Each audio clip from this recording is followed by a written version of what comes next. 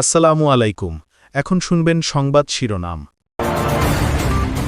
ভয়াবহ জ্বালানি যুদ্ধে রূপ নিচ্ছে ইসরায়েল ইরান সংঘাত। আজও জ্বলছে তেহরানের তেলের ডিপো, পাইপলাইন। পাল্টা আঘাতে বন্ধ বাহরাইনের প্রধান শোধনাগার। লোহিত সাগরে 2টি যুদ্ধজাহাজ পাঠাবে ফ্রান্স। ফিলিং স্টেশনে তেলের জন্য দীর্ঘ অপেক্ষা। জ্বালানি সহযোগিতার বিষয়ে চীন ভারতের সাথে আলোচনা চলছে জানালেন অর্থমন্ত্রী। হাদি হত্যার আসামি ফয়সাল আলমগীরকে ফেরাতে ঢাকার তৎপরতা। দিল্লি অনুমতি দিলে কলকাতায় পাঠানো হবে তদন্ত কর্মকর্তা। এতক্ষণ শুনছিলেন সংবাদ শিরোনাম, এবার বিস্তারিত। মধ্যপ্রাচ্যে ইরান, ইসরায়েল, যুক্তরাষ্ট্রের ত্রিমুখী সংঘাত এখন রূপ নিয়েছে জ্বালানি যুদ্ধে। শুরুতে লক্ষ্যবস্তু সামরিক স্থাপনা থাকলেও এখন পরস্পরের জ্বালানি স্থাপনা টার্গেট করে চলছে পাল্টাপাল্টে হামলা। শুধু সামরিক দিক থেকেই নয়, বরং অর্থনৈতিকভাবেও একে অপরকে পঙ্গু করার চেষ্টা চালাচ্ছে ওয়াশিংটন, তেল আবিব, তেহরান।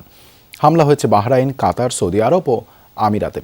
এদিকে মধ্য ইসরায়েলে IRGCর হামলায় প্রাণ গেছে এক ইসরায়েলির। নতুন সর্বোচ্চ ধর্মীয় নেতা মুস্তাফা খামেনির নামে প্রথমবার ইসরায়েলে হামলা চালাচ্ছে ইরানের রেভলিউশনারি গার্ড IRGC। ছুটছে খাইবার শেকান, খোররাম শাহর মতো একের পর এক অত্যাধুনিক ব্যালিস্টিক মিসাইল। যুদ্ধ শুরুর পর এ নিয়ে 30 দফা হামলা তেহরানের। তেল আবিব সহ ইসরায়েলের বন্দরনগরী হাইফা এবং মধ্যাঞ্চলের বিভিন্ন এলাকায় সফল আঘাত হানে এসব ক্ষেপণাস্ত্র।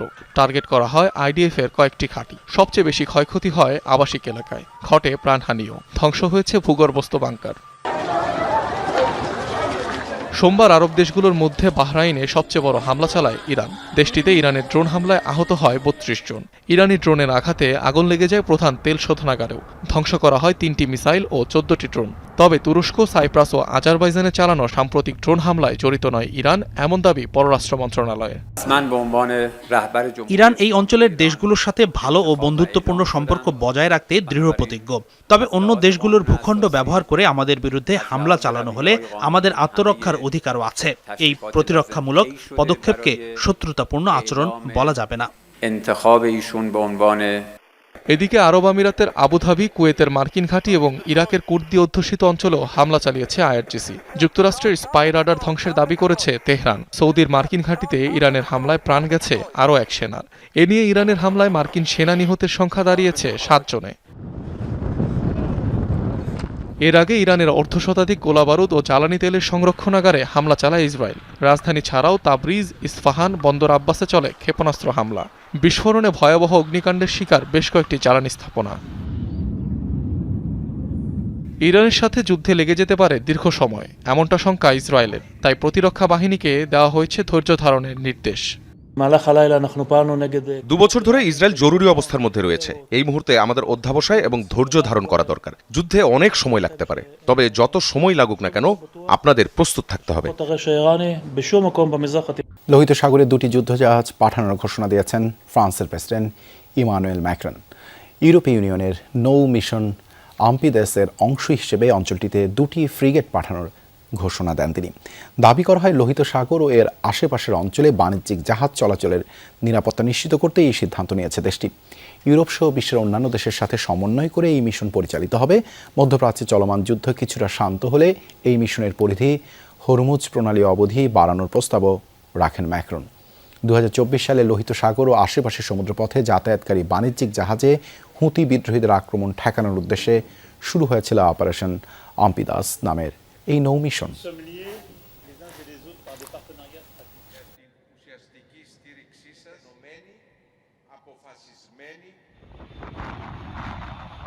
ইরানের নতুন সর্বোচ্চ নেতা মুস্তাফা খামেনিকে শুভকামনা জানিয়েছেন রাশিয়ার প্রেসিডেন্ট ভ্লাদিমির পুতিন। সোমবার এক টেলিগ্রাম বার্তায় তার শুভাশিস পাঠান তিনি। ক্রেমলিনের এক বিবৃতিতে জানানো হয়, ইরানের এই কঠিন সময়ে নবনির্বাচিত সর্বোচ্চ নেতা মুস্তাফা খামেনির পাশে থাকার আশ্বাস দিয়েছেন পুতিন। পিতার মতোই কঠিন দায়িত্ব তার কাঁধে, কথাও জানান। পাশাপাশি আগের মতোই রাশিয়া ইসলামী প্রজাতন্ত্র ইরানের নির্ভরযোগ্য অংশীদার হয়ে থাকবে বলে অঙ্গীকার পুনর্ব্যক্ত করা হয়। মুস্তাফা খামেনির সুস্বাস্থ্য আর সফলতাও কামনা করেছেন রুশ প্রেসিডেন্ট। সোমবার ইরানের ইতিহাসে 3য় সর্বোচ্চ নেতা নির্বাচিত হন আয়াতুল্লাহ খামেনির 2য় ছেলে মুস্তাফা খামেনি। রেশনিং পদ্ধতিতে জ্বালানি তেল সরবরাহ হলেও আটকানো যাচ্ছে না মজুদ প্রবণতা। যানবাহনের ধরন অনুযায়ী পরিমাপ নির্ধারণ করা থাকলেও একাধিক পাম্প ঘুরে অতিরিক্ত তেল নিচ্ছেন অনেকেই। আজও অপেক্ষার দীর্ঘ সারি। ফিলিং স্টেশনগুলোতে। বেসরকারি পাম্প কর্তৃপক্ষ বলছে ডিপো থেকেই এখন তেল মিলছে চাহিদার চেয়ে কম। তবে রাষ্ট্রায়ত্ত ফিলিং স্টেশনগুলোতে তেল সরবরাহ এখনও স্বাভাবিক। বাংলাদেশ পেট্রোলিয়াম কর্পোরেশনের এই পাম্পটি রাজধানীর পরিবাগে, যেখানে গত 3 দিনে একবারও ফুরায়নি তেলের মজুত। সকাল থেকেই দীর্ঘ লাইন ঠেলতে হলেও নির্ধারিত তেল পাচ্ছেন সবাই। কিন্তু অভিযোগ, একটি মোটরযান দিনে কতবার তেল নিচ্ছে তা যাচাইয়ের সীমাবদ্ধতার কারণে অতিরিক্ত তেল নেয়ার সুযোগ থাকছে। তাই রেশনিং পদ্ধতির কার্যকারিতা নিয়েও প্রশ্ন থেকেই যায়। আরেকটা স্টেশনে যে আমার তো দেখতেছে না, আমার টোকেন তো চেক করবে না। তার মানে আপনি নিতে পারবেন? নিতে পারবো, জি জি। 3 পাম্পের তেল টাঙ্কি কিছুটা ভরে রাখছিলাম, এই জন্য কিছু তেল শর্ট ছিল, এটা এখন নিয়ে নিলাম। এখানে কোনো ধরনের টোকেন বা স্লিপ নেই, নিজেরাই সিরিয়াল মেনটেন করতে হচ্ছে। এখান থেকে 2 লিটার নিচ্ছে, আরো জায়গা থেকে 3 লিটার নিচ্ছে, আবার অন্য কোনো জায়গায় 500 টাকারও দিচ্ছে। অন্য কোনো জায়গা থেকে তেল নিয়ে আসে, তাইলে আপনার বোঝার কোনো উপায় আছে?